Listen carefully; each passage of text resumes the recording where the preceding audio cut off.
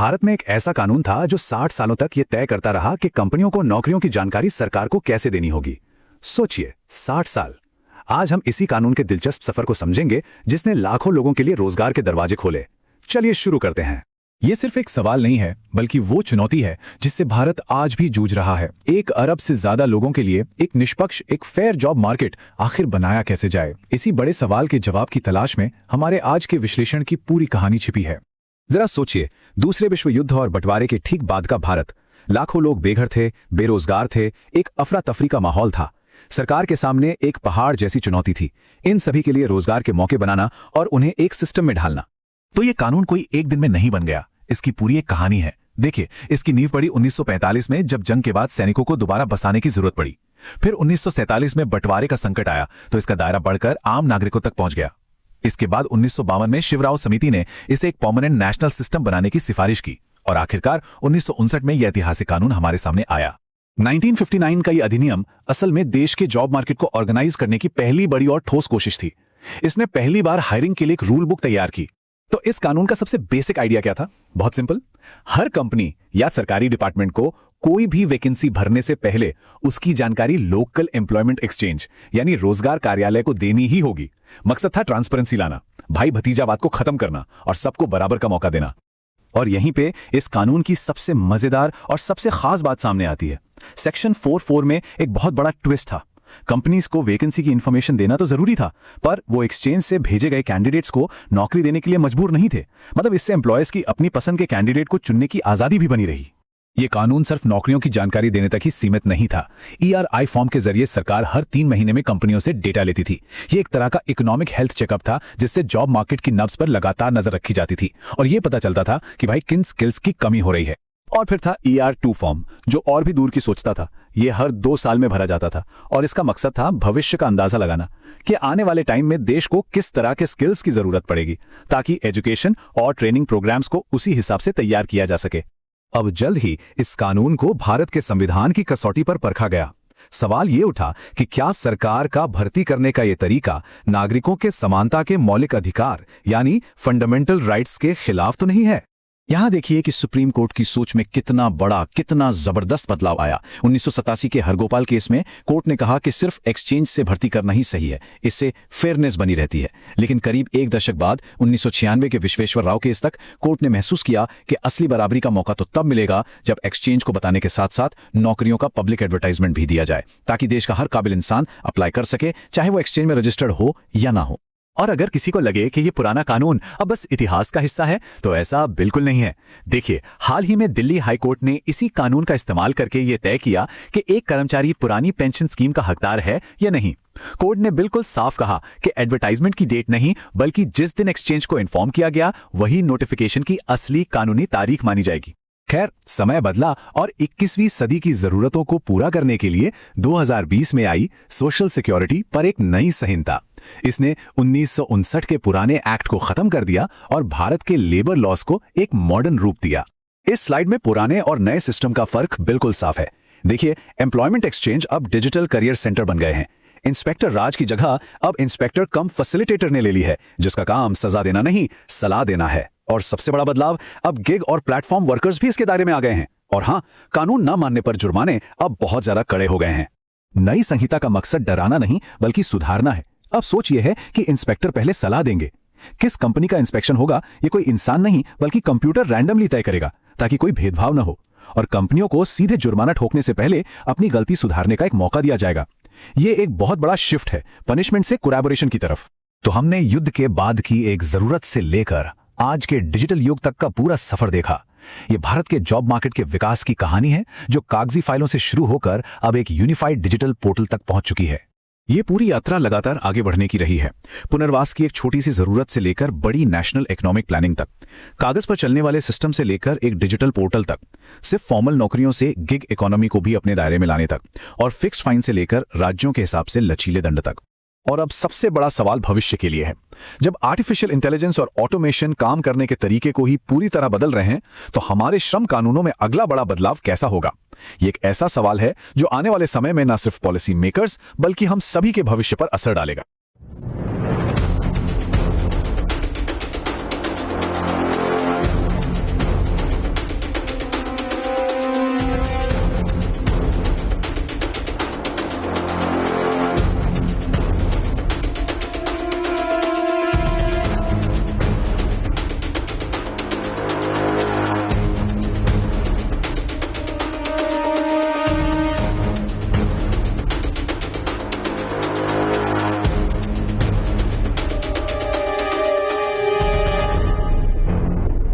So today we're going to dive into a pretty incredible story about a law that was born right after India's independence.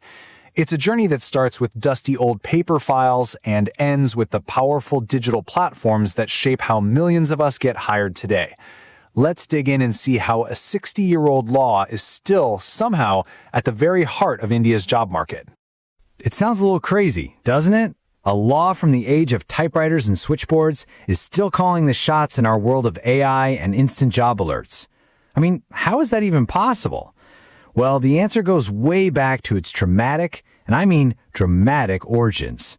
And that's where our story really begins. Yeah, let's be clear. This wasn't some dry economic policy that was debated in a quiet room somewhere.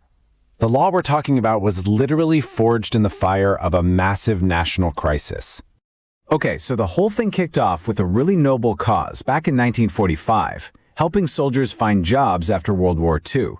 But then just 2 years later, the chaos of partition hit, and the system had to be massively expanded to help millions of displaced people.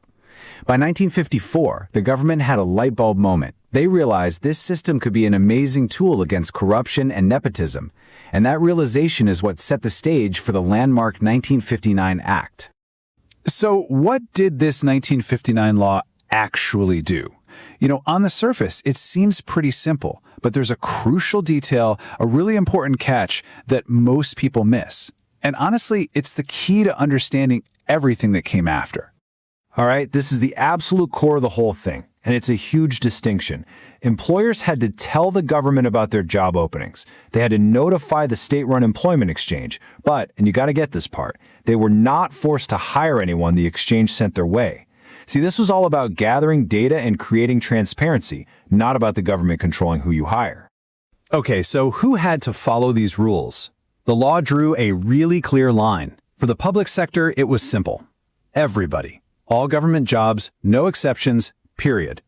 But for the private sector, things were a bit different. The law only targeted the bigger companies, the ones with 25 or more employees, leaving all the small businesses out of it.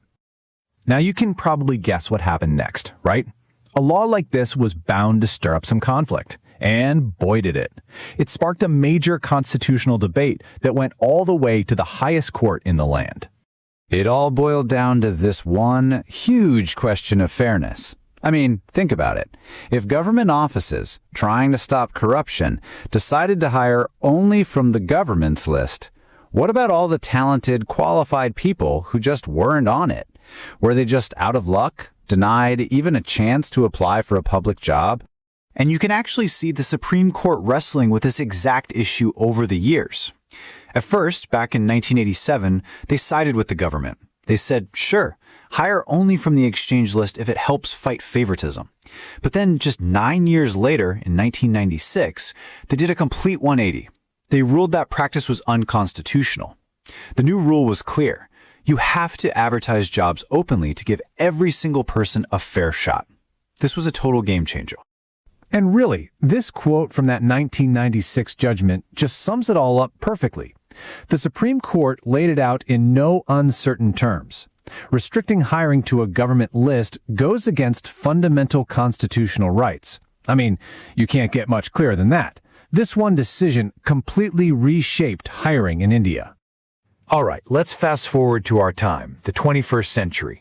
It became blindingly obvious that a system based on physical offices and stacks of paper just couldn't hang in the internet age. It was totally unsustainable.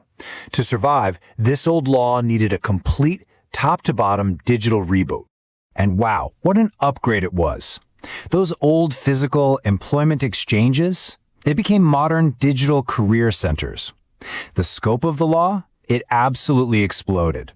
It went from just covering formal, organized jobs to including the entire gig economy, platform workers, you name it. And even the enforcer, the old inspector doing manual checks, got a modern makeover, becoming a web-based inspector-cum-facilitator. And if you want to know just how serious the government was about this, just look at the penalties.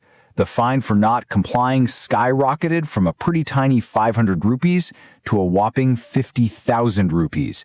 That's a huge jump. The message was crystal clear. You better play by the new digital rules. So after that whole long journey, where does this leave us today? Let's break down what this actually means in practical terms for India's job market right now. Here's the bottom line. That 1959 Act might be off the books, but its central idea, mandatory job notification, is more powerful than it's ever been, all thanks to technology.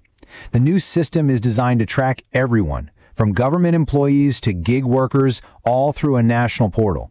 And for companies, the stakes for not complying are way, way higher now. So how does this whole new digital system actually work? Well, it's pretty straightforward. First, an employer posts a job opening on the government's portal. In return, they get a unique vacancy reporting number. And here's the key. That unique number must be included in all public job ads, on LinkedIn, on company websites, everywhere. And what this does is create a completely transparent, unbreakable digital audit trail for the government. And all of this brings us to the big, lingering question for India's future. You see, technology has finally made that 60-year-old dream of giving the state a clear view of the job market a reality. But now the question is, can this massive digital oversight truly coexist with the super-fast, free-flowing, and sometimes chaotic freedom of the modern economy?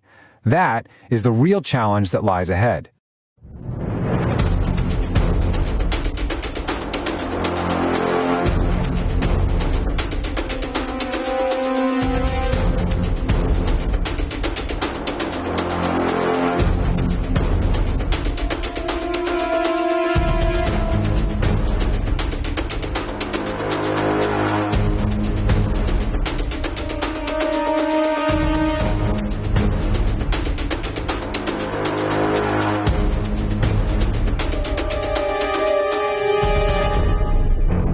नमस्कार। आज हम 1959 के ऐसे एक कानून की गहराई में उतरने वाले हैं जो सुनने में शायद थोड़ा पुराना और सूखा लगे, एम्प्लॉयमेंट एक्सचेंज एक्ट। लेकिन क्या हुआ अगर हम कहें कि यही 66 साल पुराना कानून 2025 में, मतलब पिछले ही साल, एक सरकारी कर्मचारी की पूरी जिंदगी की पेंशन तय कर रहा था। हमारे पास इस विषय पर कुछ बहुत ही दिलचस्प कानूनी विश्लेषण और ऐतिहासिक दस्तावेज हैं। ये हमें इस कानून के जन्म से लेकर 2020 के नए सोशल सिक्योरिटी कोड में इसके मिल जाने तक की पूरी कहानी बताते हैं। तो आज का हमारा मकसद है इस कानून की आत्मा को समझना। ये क्यों बना, ये असल में काम कैसे करता था, और आज 2026 के इस डिजिटल दौर में ये किस नए रूप में जिंदा है। तो चलिए शुरू से शुरू करते हैं। इस कानून की जड़ें कहां से आती हैं? मुझे पढ़कर जो सबसे ज्यादा हैरानी हुई वो ये थी कि एम्प्लॉयमेंट एक्सचेंज आम जनता के लिए शुरू ही नहीं हुए थे। बिल्कुल सही। इनकी शुरुआत 1945 में एक बहुत ही खास मकसद के लिए हुई थी। दूसरे विश्व युद्ध से लौटे सैनिकों को वापस सामान्य नागरिक जीवन में लाना और उनके लिए नौकरियां खोजना। ये एक अस्थायी व्यवस्था थी, लेकिन फिर दो बड़ी घटनाओं ने इसे एक स्थायी राष्ट्रीय संस्था बना दिया। कौन सी दो घटनाएं? पहली थी 1947 का विभाजन। रातों रात लाखों विस्थापित लोग भारत आए जिन्हें तत्काल काम की जरूरत थी। सरकार के पास कोई ऐसा सिस्टम नहीं था जो इतने बड़े पैमाने पर लोगों को रोजगार से जोड़ सके। एम्प्लॉयमेंट एक्सचेंज का जो ढांचा था वो उस जरूरत को पूरा करने के लिए एकदम सही नजर आया। और दूसरी बड़ी वजह थी 1952 में बनी शिवराव कमेटी की रिपोर्ट। अच्छा, इस कमेटी ने ऐसा क्या पाया? शिवराव कमेटी ने उस समय की जो भर्ती प्रक्रिया थी उसका गहराई से अध्ययन किया।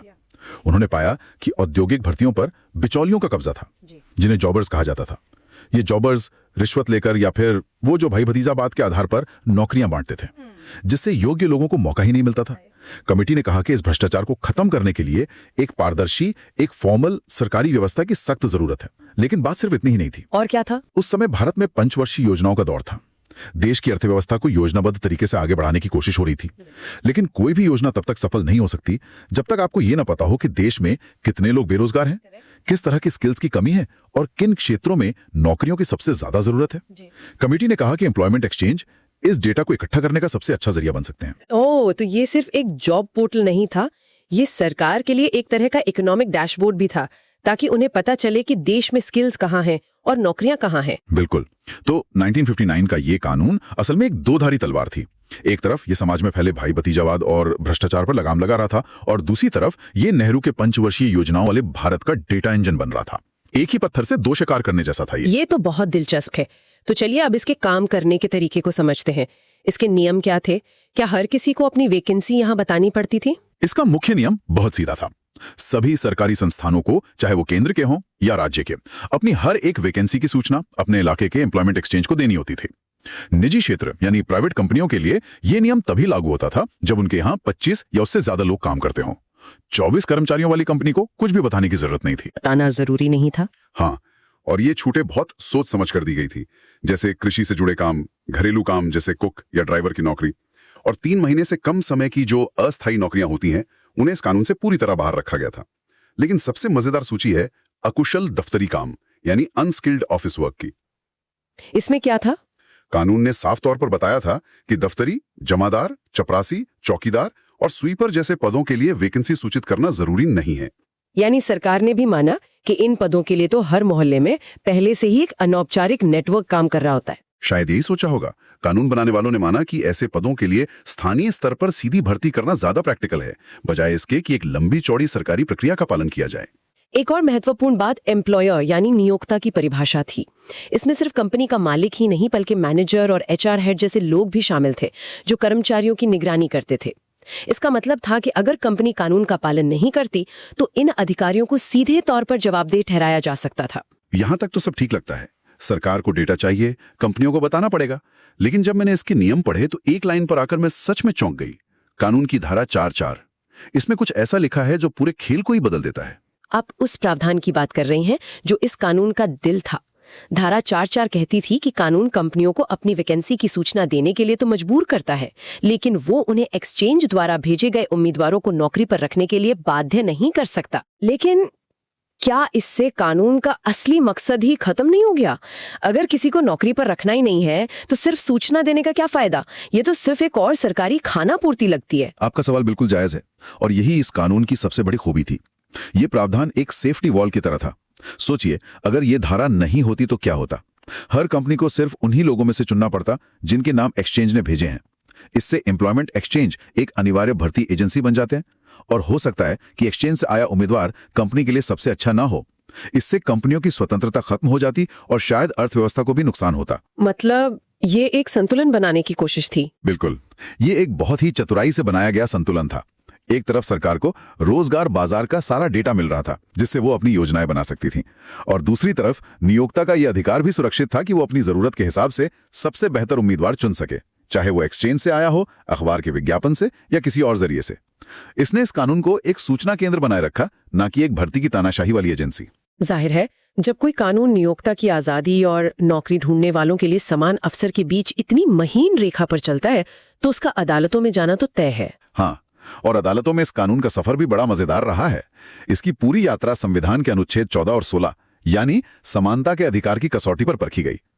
इस कहानी में 2 सुप्रीम कोर्ट के फैसले बहुत अहम हैं, जो बिल्कुल एक दूसरे के उलट थे। एक ही कानून पर सुप्रीम कोर्ट के 2 उल्टे फैसले, ये कैसे हुआ? पहला मामला था 1987 का N. हरगोपाल केस।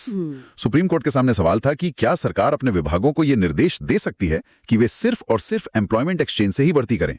कोर्ट ने उस समय कहा कि हाँ, सरकार ऐसे कर सकती है। कोर्ट का मानना था कि यह भाई भतीजावाद को रोकने और सभी को बराबर मौका देने का एक अच्छा तरीका है। उस समय के हिसाब से यह एक प्रगतिशील फैसला माना गया। तो फिर बदला क्या? बदला भारत। 1991 में देश में आर्थिक उदारीकरण हुआ, बाजार खुल गए, प्रतिस्पर्धा का महत्व बढ़ गया और इस बदली हुई सोच का असर न्यायपालिका पर भी पड़ा। लगभग एक दशक बाद 1996 में विश्वेश्वर राव केस में सुप्रीम कोर्ट ने अपना ही फैसला पलट दिया। अच्छा, इस बार कोर्ट ने क्या कहा? इस बार कोर्ट ने एक ज्यादा व्यावहारिक नजरिया अपनाया। उन्होंने कहा कि सिर्फ एक्सचेंज से भर्ती करना उन लाखों योग्य लोगों के साथ अन्याय है जो किसी भी कारण से एक्सचेंज में अपना नाम दर्ज नहीं करा पाए हैं। क्या उन्हें सरकारी नौकरी के लिए आवेदन करने के मौके से ही वंचित कर देना चाहिए? कोर्ट ने कहा नहीं। तब एक नया नियम बनाया गया जो आज भी लागू है। सरकारी संस्थान एक्सचेंज को सूचित तो करेंगे, लेकिन साथ साथ उन्हें अखबारों में भी बड़े पैमाने पर विज्ञापन देना होगा ताकि देश के हर कोने में बैठे योग्य उम्मीदवार को आवेदन करने का समान अवसर मिल सके। ये तो कमाल है। मतलब 2025 में भी अदालतें इस 66 साल पुराने कानून के शब्दों की व्याख्या करके लोगों की पेंशन तय कर रही थी। लेकिन कहानी में ट्विस्ट ये है कि जिस साल अदालतें इसकी व्याख्या कर रही थी उसी साल सरकार ने इस पूरे कानून को ही इतिहास बना दिया। बिल्कुल, ये इस कहानी का सबसे आधुनिक मोड़ है। 21 नवंबर 2025 को 1959 के इस ऐतिहासिक कानून को समाप्त कर दिया गया। इसे खत्म करके एक बहुत बड़े और नए कानून कोड ऑन सोशल सिक्योरिटी 2020 में मिला दिया गया। ये भारत के जो जटिल श्रम कानून हैं उनको सरल बनाने की एक बहुत बड़ी कवायद का हिस्सा था। तो इस नए अवतार में क्या क्या बदला है? क्या बस नाम ही बदला है या काम भी? ये एक पूरी पीढ़ी का बदलाव है। सबसे पहले, जैसा आपने कहा, नाम बदल गया। पुराने एम्प्लॉयमेंट एक्सचेंज अब आधिकारिक तौर पर करियर सेंटर बन गए हैं। और ये सिर्फ नाम का बदलाव नहीं, ये सोच का बदलाव है।